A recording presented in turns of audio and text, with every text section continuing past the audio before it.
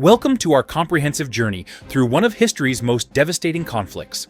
I'm your host, and today we begin our exploration of World War II with the road to war, the critical events and decisions that led the world from an uneasy peace into the deadliest conflict in human history. When the guns fell silent on November 11, 1918, ending what they called the war to end all wars, few could have imagined that within just 2 decades, the world would be plunged into an even more catastrophic global conflict. But the seeds of World War II were planted in the very treaties meant to secure lasting peace. Today, we'll trace this tragic path from 1919 to 1939, examining how the aftermath of the Great War created conditions ripe for tyranny, how democratic nations failed to respond to growing threats, and how a single invasion in Poland would ignite a war that would consume the globe and claim over 70 million lives. The aftermath of WWII, seeds of a second war. The story begins not in 1939, but in the opulent Hall of Mirrors at the Palace of Versailles on June 28, 1919.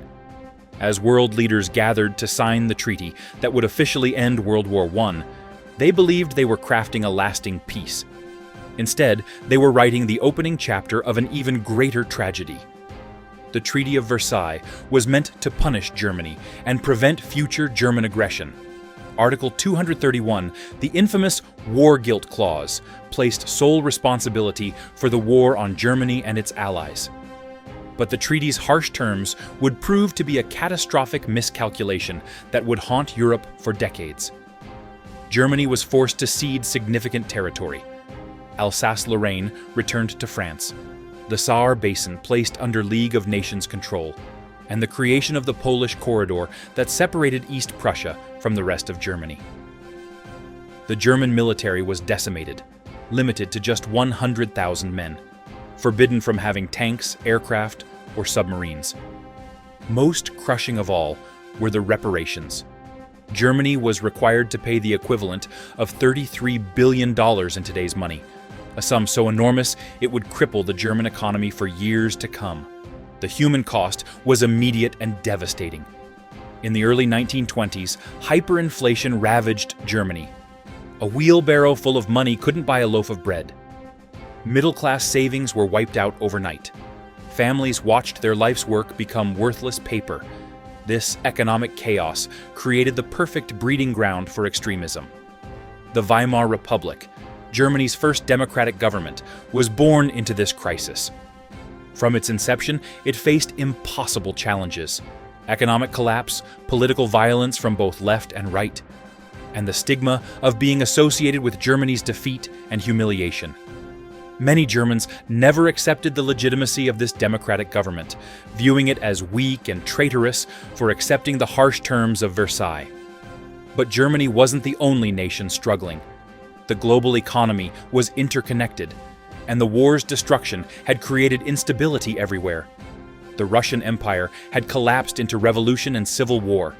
The Austro-Hungarian Empire had been dismantled. New nations were created with artificial borders that ignored ethnic and cultural realities, creating minority problems that would plague Europe for generations. In the United States, disillusionment with foreign entanglements led to isolationism. The Senate rejected joining the League of Nations, effectively neutering the international organization before it could begin its peacekeeping mission. Without American participation, the League lacked the power to enforce its decisions, becoming little more than a forum for ineffective debate. The economic devastation reached its peak with the Great Depression beginning in 1929. Unemployment soared across the industrialized world. In Germany, 6 million people, nearly a third of the workforce, were unemployed by 1932. Desperate people began looking for desperate solutions, and demagogues were ready to provide them. The rise of totalitarianism. Into this chaos stepped men who promised simple solutions to complex problems. They offered scapegoats for their nation's sufferings and visions of restored greatness. What they delivered was totalitarian rule that would drag the world into unprecedented darkness. In Italy, Benito Mussolini had already shown the way. Capitalizing on post-war disappointment and fear of communist revolution, his fascist party marched on Rome in 1922. Mussolini promised to restore Italy to the glory of ancient Rome, to make the Mediterranean once again an Italian lake.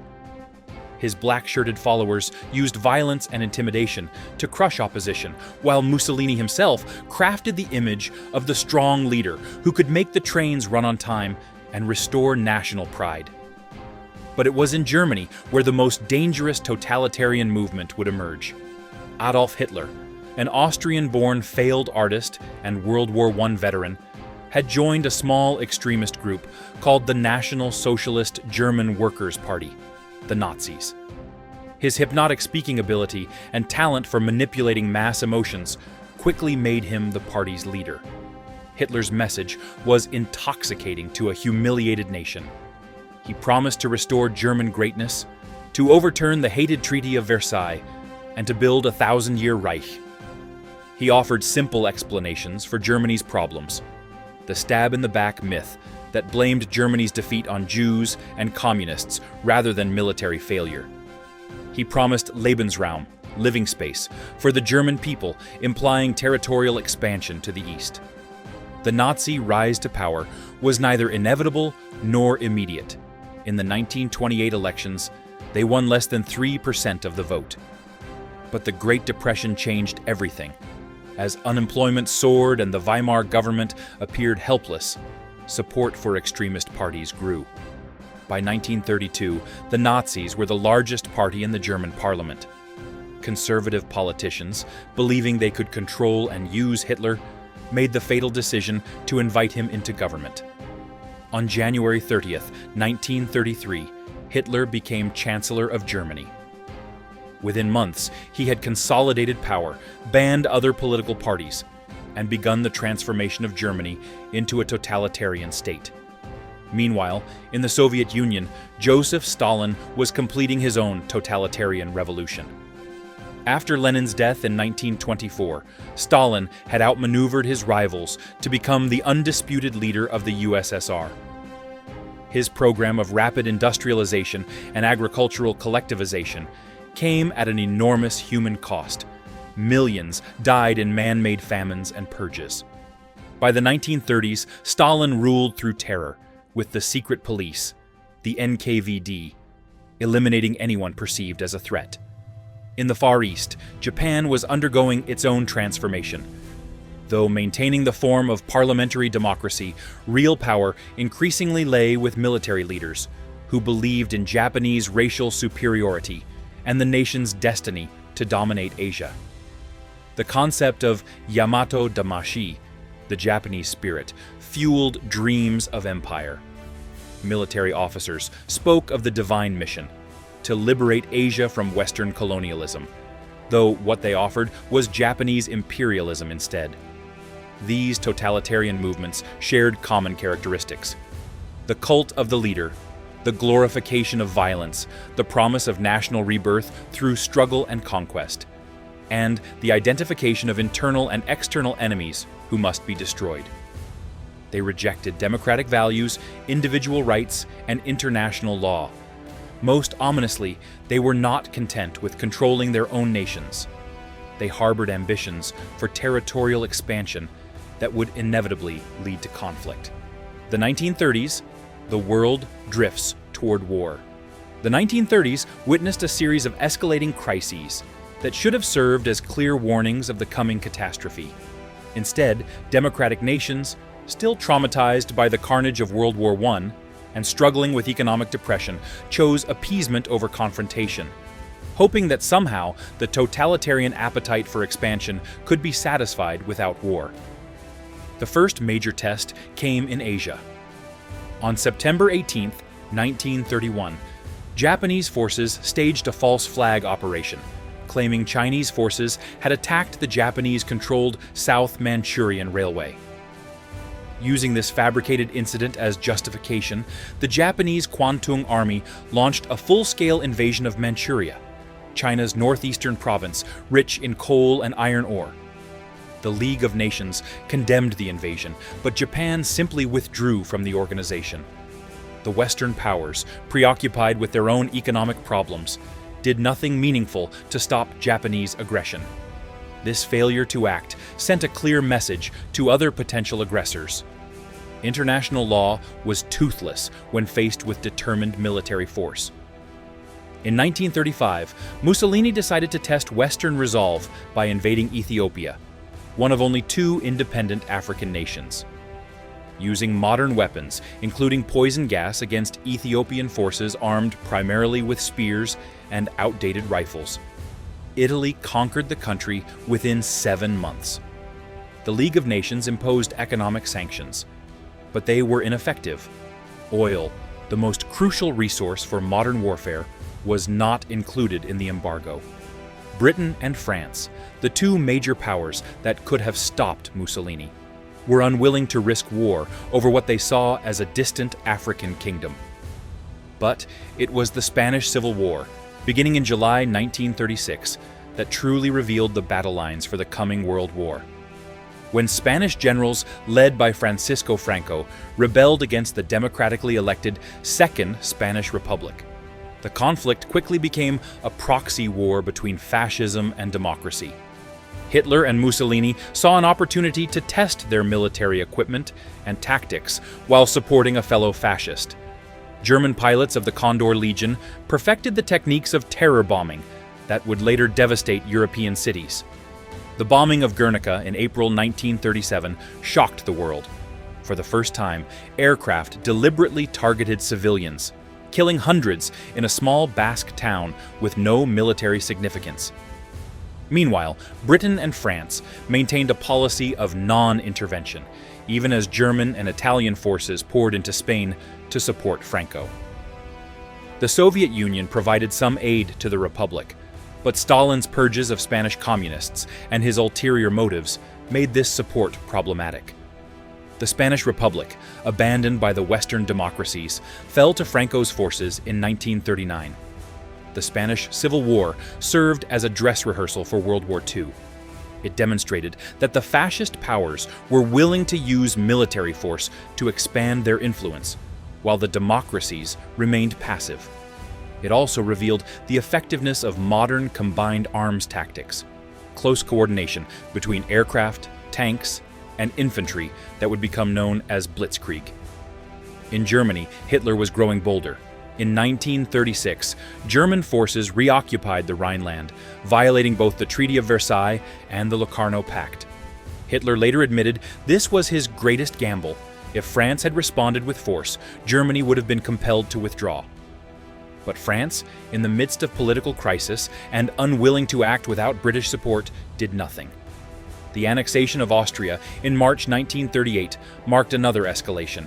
The Anschluss, as it was called, was presented as a peaceful unification of the German-speaking peoples, but it was achieved through Nazi intimidation and the threat of invasion.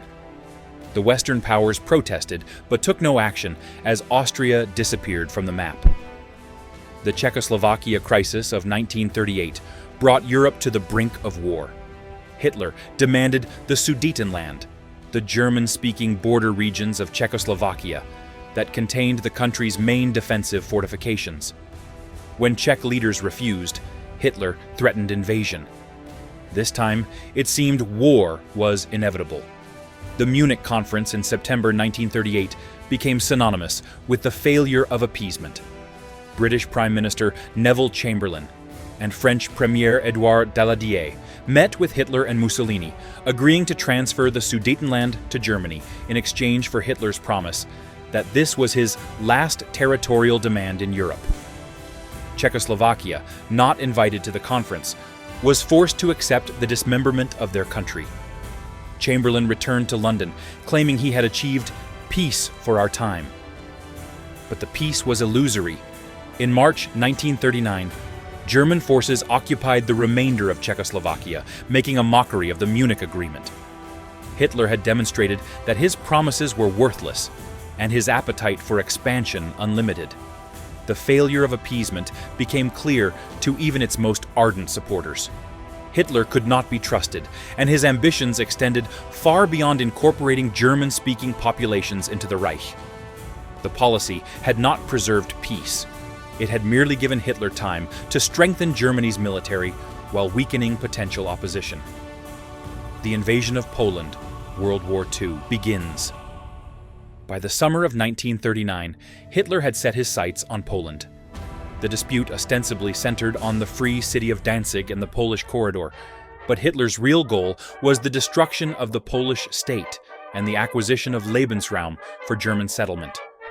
The stage was set for the conflict that would engulf the world. The most shocking development came on August 23, 1939, with the signing of the Nazi-Soviet Non-Aggression Pact, also known as the Molotov-Ribbentrop Pact.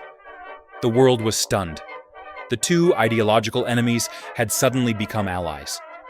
The secret protocol divided Eastern Europe into spheres of influence, with Poland to be partitioned between Germany and the Soviet Union. For Hitler, the pact was a masterstroke of cynical diplomacy.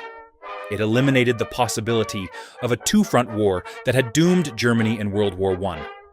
For Stalin, it provided time to prepare for what he saw as an inevitable conflict with Germany while gaining territory in Eastern Europe. Both dictators viewed the agreement as temporary, a tactical convenience that served their immediate purposes. The pact sealed Poland's fate. Britain and France had guaranteed Polish independence. But with the Soviet Union now aligned with Germany, there was no way they could provide meaningful assistance to Poland. The Western powers would be forced either to abandon their guarantees or declare war on Germany while being unable to help their Polish ally. At 4:45 a.m. on September 1, 1939, the German battleship Schleswig-Holstein opened fire on the Polish garrison at Westerplatte near Danzig. Simultaneously, German forces crossed the Polish border at multiple points, beginning the invasion that would demonstrate the deadly effectiveness of blitzkrieg, lightning war. Blitzkrieg represented a revolution in military tactics. Instead of the static trench warfare that had characterized World War I, German forces emphasized speed, concentration of force at decisive points, and close coordination between different arms of the military. Dive bombers attacked enemy positions and disrupted communications. Tank formations punched through enemy lines, then raced deep into enemy territory to encircle opposing forces. Motorized infantry followed to consolidate gains. The Polish army, though brave and determined, was hopelessly outmatched. Many Polish units were still horse-mounted, facing German panzers and stukas. Polish plans called for defending along the entire frontier, spreading forces too thin to resist concentrated German attacks. Within days, German forces had penetrated deep into Poland, surrounding entire Polish armies. The world watched in horror as this new form of warfare unfolded. German aircraft deliberately targeted civilian targets, refugee columns, hospitals, and schools. The bombing of Warsaw became a symbol of Nazi brutality. The German concept of total war recognized no distinction between combatants and non-combatants. On September 3rd, Britain and France declared war on Germany, honoring their guarantees to Poland. Prime Minister Chamberlain's radio address captured the tragedy of the moment. This morning, the British ambassador in Berlin handed the German government a final note stating that, unless we heard from them by 11 o'clock, that they were prepared at once to withdraw their troops from Poland. A state of war would exist between us. I have to tell you now that no such undertaking has been received, and that consequently this country is at war with Germany. But the declaration of war could not save Poland. The Western Allies were unprepared for offensive action, and their promised spring offensive never materialized. Instead, they sat behind the Maginot Line in what became known as the Phony War, or Sitzkrieg. The final blow came on September 17th, when Soviet forces invaded Poland from the east, implementing their part of the secret protocol. Caught between two enemies, Polish resistance collapsed. By October 6th, the last Polish forces had surrendered. Poland was divided between Germany and the Soviet Union, disappearing from the map once again. The speed and completeness of Poland's defeat shocked the world. The campaign that many expected to last months was over in just 5 weeks. Blitzkrieg had succeeded beyond even German expectations, and Hitler's confidence in his military machine soared. In our next episode, we'll examine the early stages of World War II. Thank you for joining me on this journey through one of history's darkest chapters. Please subscribe, like, and share this video to help spread historical understanding. Leave your comments and questions below. I read everyone and use your feedback to improve future episodes. Until next time, remember that understanding the past is essential to protecting the future.